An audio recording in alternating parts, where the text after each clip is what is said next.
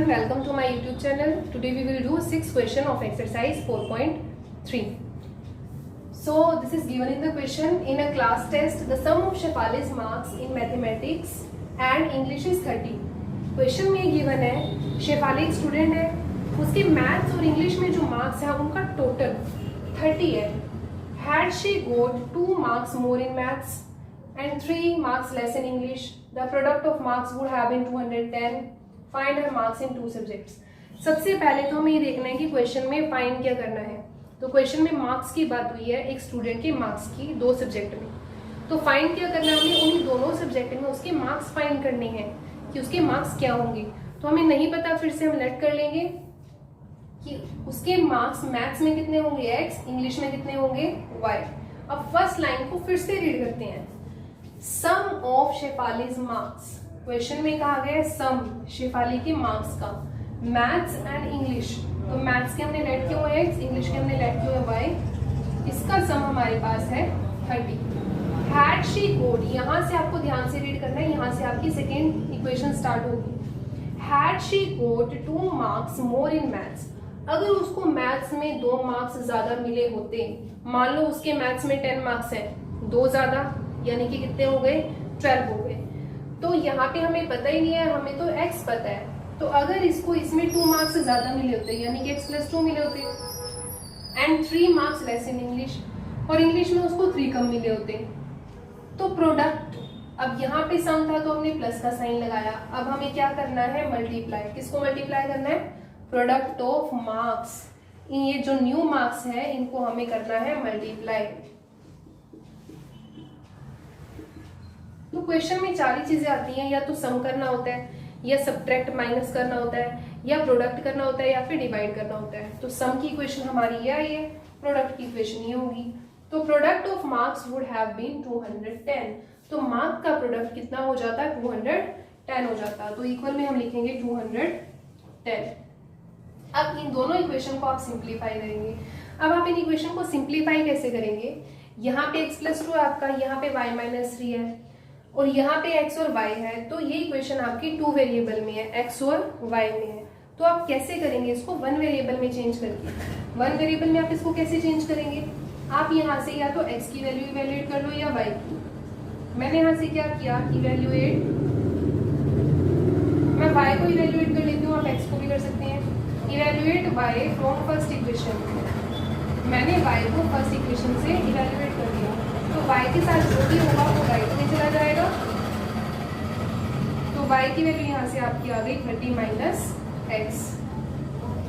अब आपको क्या करना है, ये वैल्यू आपको पुट करनी है सेकेंड इक्वेशन में. Put y in second equation. तो सेकेंड इक्वेशन में जहां पर भी y लिखा आप पुट कर देंगे 30 माइनस x. तो ये आपका x+2 है, मल्टीप्लाई y के प्लेस पे आप क्या लिखेंगे, 30 माइनस x. ये y के प्लेस पे आ गया, और साथ में क्या है यहाँ पे -3. अब आप देखेंगे इस इक्वेशन में आपका ओनली x है. सिंप्लीफाई करेंगे आप, x+2, 30 में से आप 3 माइनस करेंगे 27. तो ये आ गया आपका. अब आपको मल्टीप्लाई करना है. पहले x को करेंगे आप, x को आप 27 के साथ करेंगे, 27x आएगा. हमने यहाँ पे लिखा 27x. x को आप -x से करेंगे तो -x² आएगा. अब आप 2 को करेंगे, 2 मल्टीप्लाई 27, ये आपका आएगा 54. 2 को आप -x के साथ भी करेंगे तो ये आपका आएगा -2x. इक्वल में है 210. अब आप इसको सिंप्लीफाई करेंगे, राइट में जो भी लिखा है आप इसको लेफ्ट में ले आएंगे.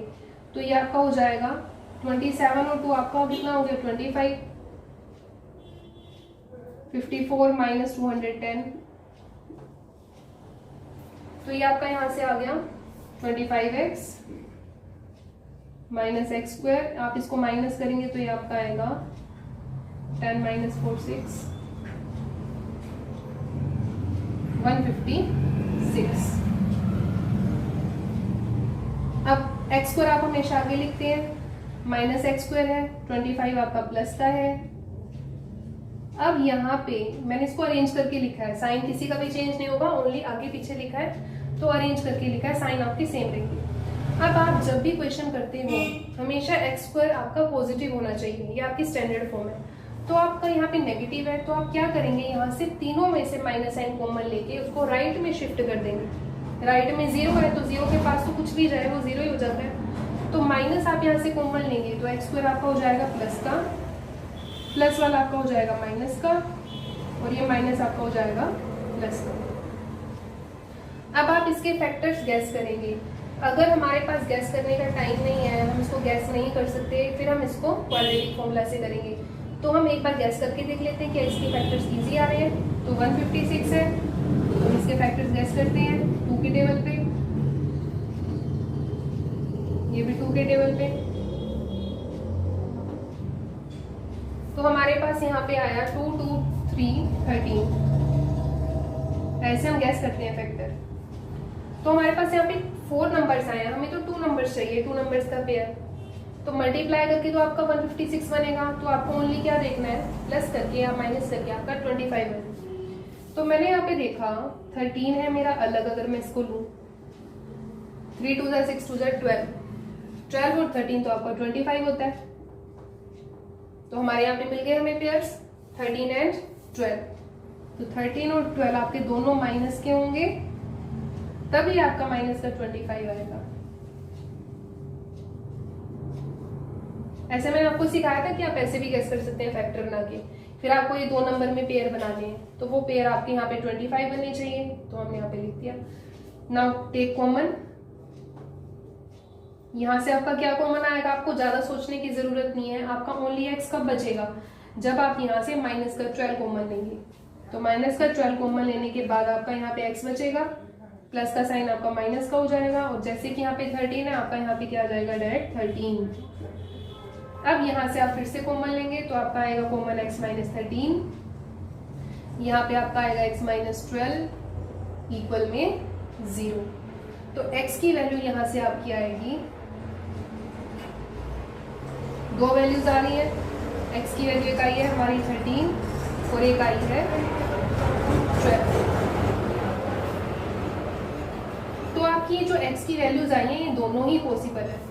x आपका पॉजिटिव है, मार्क्स आपके पॉजिटिव होंगे, तो 13 भी पॉसिबल है और 12 भी, यानी कि उसके मैथ्स में मार्क्स 13 भी हो सकते हैं या फिर 12 होंगे। इंग्लिश में कितने होंगे, टोटल आपका 30 था, तो y आपका कैसे आएगा, देखो x आपका 13 है, y आपका कैसे आएगा, टोटल 30 है, 30 में से आप 13 माइनस कर दो तो y आपका यहाँ से आ गया 17। या फिर अगर x आप 12 लेते हो तो y आपका कितना आएगा 18। तो अगर उसके मैथ्स में मार्क्स 13 है तो इंग्लिश में 17 होंगे। अगर उसके मार्क्स मैथ्स में 12 है तो इंग्लिश में 18 होंगे। तो ये पेयर्स आए हमारे पास 13 17 या फिर 12 एंड